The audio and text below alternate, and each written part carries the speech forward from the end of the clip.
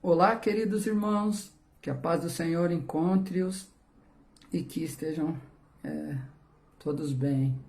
Estamos impedidos aqui de nos reunirmos no templo, então vamos dando continuidade à nossa devocional, né? Um pequeno momento onde a gente pode trazer uma mensagem de conforto, uma mensagem de esperança, assim, que assim seja, em nome de Jesus. Irmãos, hoje eu quero trazer um texto que está em Êxodo, finalzinho do capítulo 13 e o capítulo 14 todo.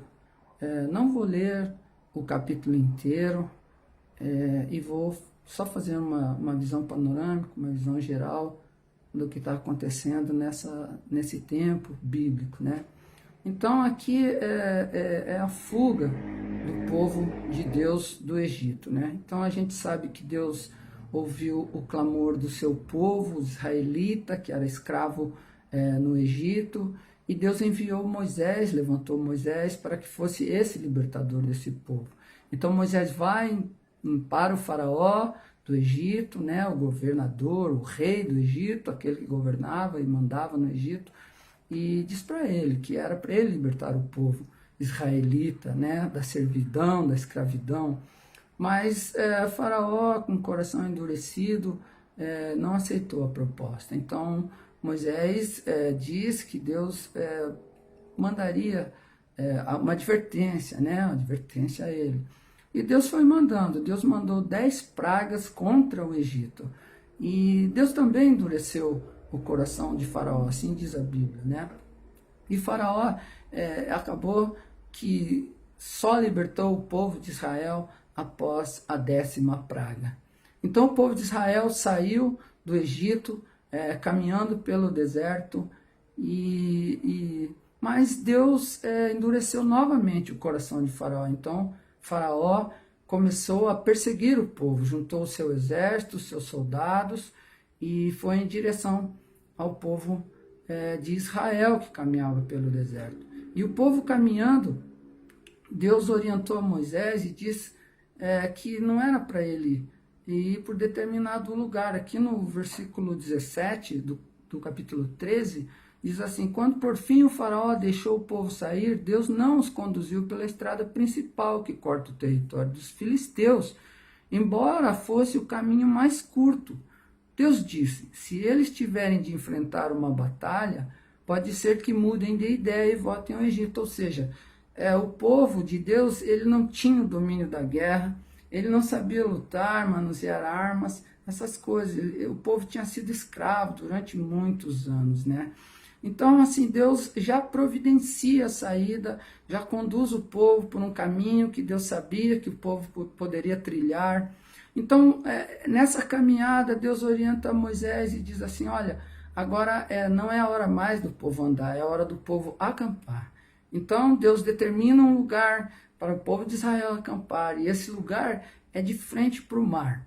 E ali o povo fica acampado até que o Senhor traga novas instruções através de Moisés. Mas à medida que o tempo passa, o exército do Egito, o exército de Faraó, se aproxima do acampamento do povo de Israel. Então o povo começou a visualizar, começou a enxergar, ver de longe que estava chegando. E o povo ele entra em pânico, lógico, porque essa é uma situação difícil, né? Veja, de um lado o mar, do outro lado o exército inimigo avançando passo a passo. Então o povo fica, sabe, em agonia, em pânico, por uma situação difícil. Mas eu digo, meus irmãos, que Deus jamais vai nos colocar numa situação onde Ele não tenha controle. O Senhor tem o controle de tudo, o tempo todo. Se a gente olhar para esse texto, a gente vai ler que lá atrás, em Gênesis, no capítulo 15, Deus já fez a promessa para Abraão que livraria o seu povo, que seu povo seria escravo, mas que ele libertaria. Então, Deus está no controle de tudo e Deus cumpre com as promessas. Uma coisa que nós temos que guardar no nosso coração é a confiança em Deus, em saber que Deus está com o povo dele e que Deus jamais vai abandonar o seu povo. Então o povo de Deus ficou um pouco desesperado e ficou ali com medo, mas Deus providenciava tudo. Na caminhada deles até chegarem ali, Deus botava uma nuvem sobre eles durante o dia, porque o sol era muito forte, e à noite era muito frio, então Deus mandava uma coluna de fogo para aquecê-los. Então, Deus sempre cuida da gente. Deus jamais vai nos colocar numa enrascada, né? Vamos dizer assim, usando uma linguagem mais simples, né?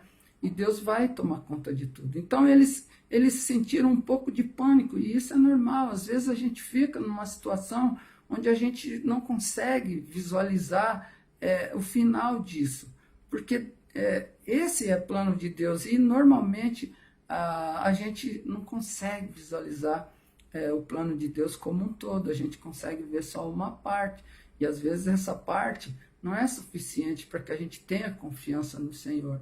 Mas Deus proveu todas as necessidades nesse pequeno tempo, nessa fuga. Então Deus ajudou esse povo. Então Deus diz assim para Moisés: ó Moisés, pega o teu cajado e ergue o teu braço em direção ao mar. Então Moisés fez isso e o mar se abriu. E o mar abriu um caminho seco. A Bíblia diz que o povo israelita atravessou entre aquelas colunas de água e o caminho era seco, nem lama eles tiveram que pisar, né? E eles atravessaram, e os egípcios entraram no mar em perseguição, e o mar voltou-se, e o mar encobriu os soldados, e os soldados ali morreram e foram devolvidos na praia do outro lado.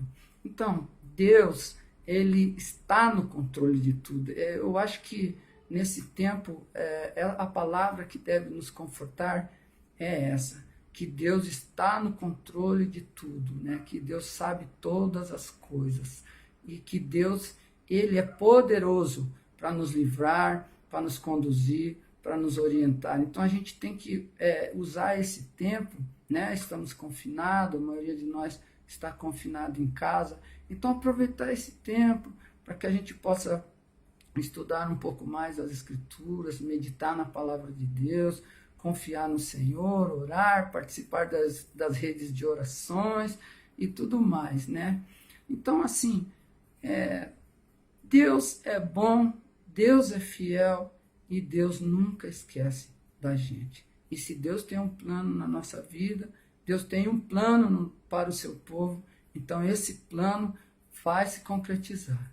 Deus não falhará, Deus nunca falhou, e não vai ser nesse momento que ele vai falhar. E para encerrar essa mensagem, eu queria ler 2 versículos do Salmo 91, que diz assim, versículo 1 e versículo 2. O versículo 1 diz assim: aquele que habita no esconderijo do Altíssimo e descansa à sombra do Todo-Poderoso, diz ao Senhor: meu refúgio e minha fortaleza, meu Deus em quem confio, né? Então, assim, esse salmo, no primeiro versículo, ele impõe uma condição. Então, ele diz assim: aquele que habita no esconderijo do Altíssimo e descansa à sombra do Todo-Poderoso. Então, assim, esse pode dizer ao Senhor que o Senhor é meu refúgio e minha fortaleza, meu Deus em quem confio. Então, que essas palavras possam ficar no seu coração, na sua mente, possa te trazer confiança, e que você possa ser aquele que habita no esconderijo do Altíssimo e descansa à sombra do Todo-Poderoso, do Onipotente, do Onisciente, do Onipresente, aquele que sabe todas as coisas, aquele que é poderoso. E eu encerro essa mensagem aqui com essa esperança, né, em nossos corações, para que a gente fique firme e enfrente mais esse período de dificuldade. Em nome de Jesus. Deus vos abençoe. Amém.